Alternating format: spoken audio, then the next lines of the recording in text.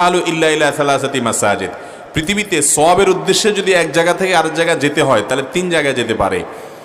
একটা হলো মসজিদে হারাম মক্কার, আর একটা হলো মসজিদে নববী মদিনার, আর একটা হলো মসজিদে আকসা ফিলিস্তিনের।